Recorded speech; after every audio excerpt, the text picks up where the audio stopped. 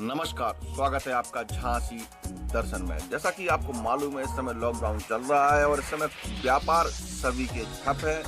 केवल नौकरी वाले ही थोड़े से सुकून में हैं, ऐसा हम कह सकते हैं। और इसी को लेकर स्कूल निरंतर झांसी के विद्यालय लगातार फीस मांग रहे हैं। इसके लिए आश्रय एनजीओ ने एक मुहिम चलाई थी और एक व्हाट्सएप पर काफ़ी गार्जियनों से उनकी बात हुई थी। एक उन्होंने ग्रुप बनाया था जिसमें उन्होंने सलाह लेकर एक उम्मीद जगी थी कि स्कूल वाले फीस माफ़ करें। इसी को लेकर 3 मई की फीस माफ़ कराने हेतु आश्रय एनजीओ ने सांसद, विधायक व पूर्व मंत्री को सौंपा ज्ञापन। झांसी जनपद के जो हमारे पूर्व मंत्री हैं, सांसद रह चुके हैं, जिनका यहाँ पर निवास स्थान है, उन सभी को ज्ञापन सौंपा है। जैसा कि आपको मालूम है कि वैश्विक महामारी से बुरी तरह से जूझ रहा है। इस समय हम लोगों को बड़ी दिक्कत है। इसी बीमारी को देखते हुए सारे देश को लॉकडाउन पालन कर दिया गया था, जो अभी तक चल रहा है। और ऐसे में ज़्यादातर शिक्षण संस्थाओं ने फीस की अवैध उगाही के चक्कर में ऑनलाइन से पढ़ाई करना प्रारंभ करवा दिया है और इसकी आड़ लेकर वह निरंतर बच्चों के अभिभावकों से फीस की मांग कर रहे हैं। जबकि ऐसी स्थिति में सभी की इच्छा है कि 3 माह की फीस माफ की जानी चाहिए।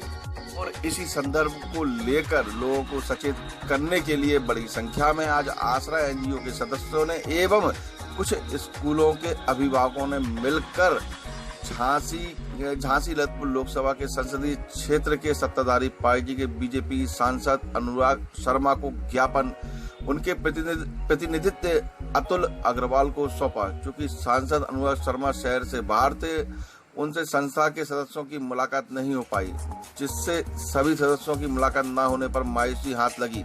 फिर भी सांसद प्रतिनिधि ने कहा कि आपकी मांग को हम उच्च स्तर तक ले जाकर फीस माफ कराने की कोशिश करेंगे।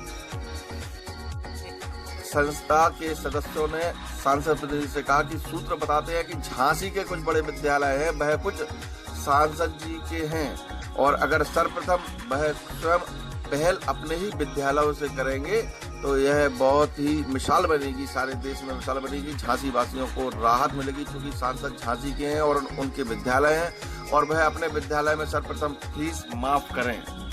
राज्यसभा सांसद डॉक्टर चंद्रपाल सिंह यादव को भी ज्ञापन सौंपकर यही मांग की गई है कि हर व्यक्ति परेशान है और उन्होंने आश्वासन दिया कि वह अपने लेकर पैड पर मुख्यमंत्री और प्रधानमंत्री को लिखकर झांसी जनपद में फीस कम करवाने का प्रयास करेंगे।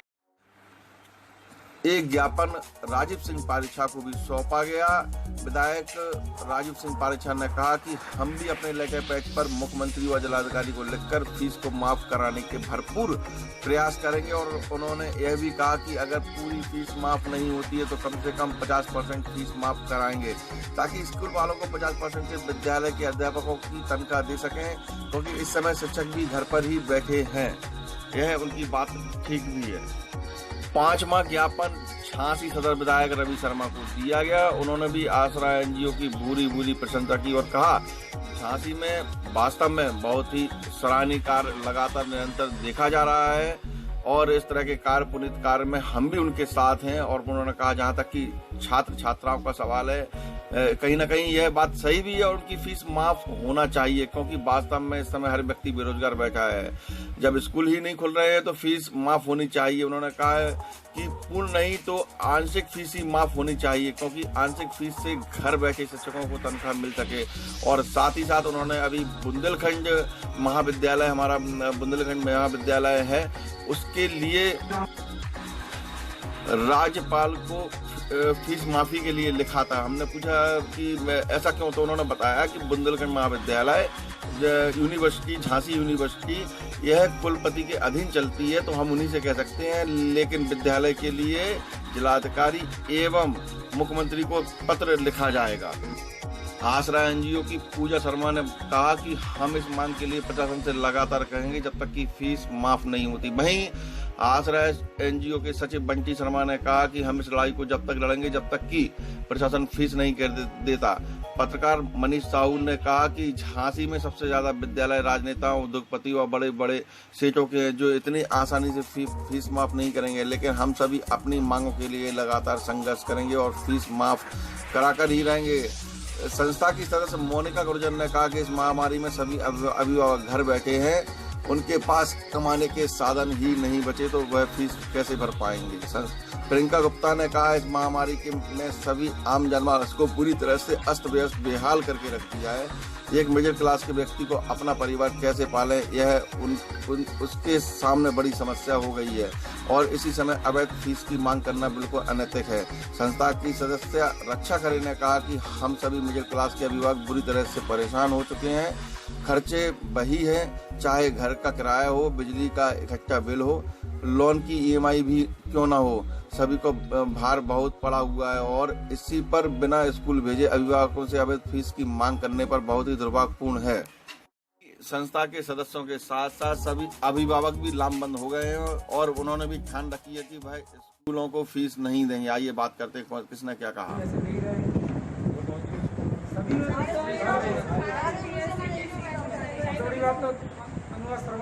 कितने मैसेज आ रहे हैं के बाद हम बोल के उनके पास काउंटर भी ओपन कर दिया उन्होंने, ऑनलाइन पे नहीं कर सकते, डायरेक्ट स्कूल में जाके आप चला दीजिए, हफ्ते बाद हम फीस जमा करके जाए।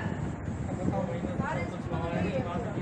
जिलाधिकारी और स्क्रीनशॉट भी डाल लगे देखो सारे आप इस समय पहले बता से उनके पास कुछ नहीं करती है। ऐसे बुंदेलखंड की स्वयंसेवी संस्था आसरा हमेशा से समाज के अंतिम व्यक्ति के लिए काम करती रही और आज भी अगर हम देखें तो लॉकडाउन के दौरान जो गरीब लोग थे, मजदूर थे, उनको बहुत सारी मदद और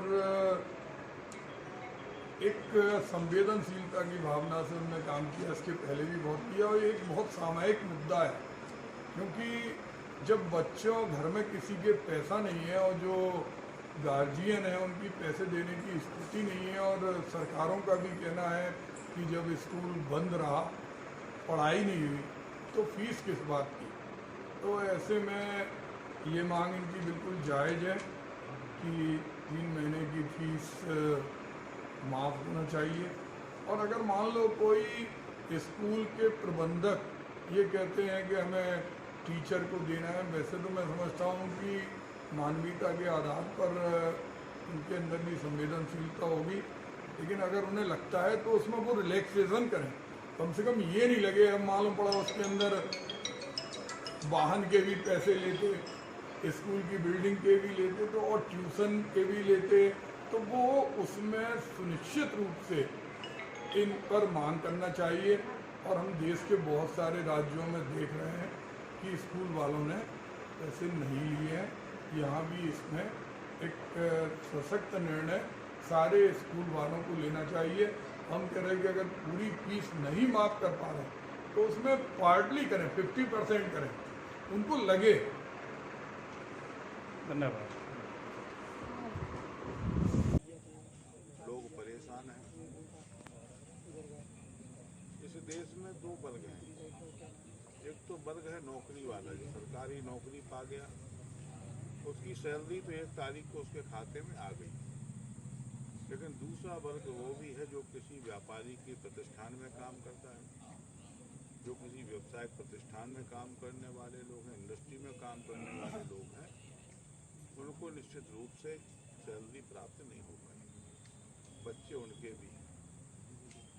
तो हम लोगों ने जब पहला लॉकडाउन लगा था तो हमने जिला प्रशासन को आग्रह किया था व्यक्तिगत रूप से कि सारे विद्यालयों में चर्चा करके और यदि फीस का रिलैक्सेशन 3 माह का हो पाए तो निश्चित रूप से ये संवेदनशील विषय, इस पर चर्चा होनी चाहिए। और उसी वार्ता के क्रम में जिलाधिकारी झांसी ने झांसी के विद्यालयों को एक अपील जारी की थी कि अभी हम लोग फीस की बात नहीं करेंगे।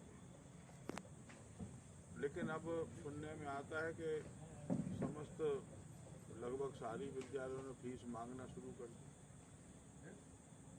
उसके अतिरिक्त जो अन्य एक्टिविटी है उसके पैसे मांगने शुरू कर दिए। आज जब आप मोबाइल पर पढ़ाई की बात करते हो तो निश्चित रूप से एक कठिन सब्जेक्ट है। चाहे हमारी शिक्षा हुई हो, चाहे हमारे बच्चों की शिक्षा का समय हो, बिना किताब के अभी हम लोग इतने एडवांस नहीं हुए। या हम उस तरीके से पढ़ना शुरू नहीं किए कि हम बिना किताब के लैपटॉप पर अपनी शिक्षा को ग्रहण करें। ये एडवांस शिक्षा पद्धति जो विद्यालयों ने फीस वसूली के लिए चलाई है,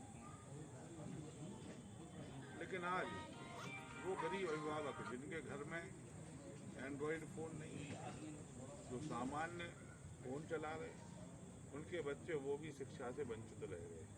निश्चित रूप से मेरा मानना ये है कि झांसी के समस्त विद्यालयों को संवेदना रखते हुए इन सारे पेरेंट्स को और ख़ास तौर पर उनको जो ज़रूरतमंद है, जो फीस अभी नहीं दे पा रहे, उन लोगों की तो कम से कम फीस छोड़नी ही चाहिए। विद्यालय प्रबंधकों से जब मेरी बात हुई तो उनका आग्रह ये था कि हमारे यहाँ भी स्टाफ है, और जैसी मेरी जानकारी है कि विद्यालय में उनका कोई दखल नहीं है, विद्यालय उनकी बहन का है। श्रीमती शालिनी भार्गव जी उसकी संचालिका है, प्रबंधिका है, मालिक है। तो उनके परिवार से संबंधित मामला जरूर है, लेकिन सांसद जी का सीधा हस्तक्षेप विद्यालय में आज तक नहीं आया। तो ऐसे में चूँकि माननीय सांसद जी हमारे नेता हैं, पार्टी के बड़े नेता हैं,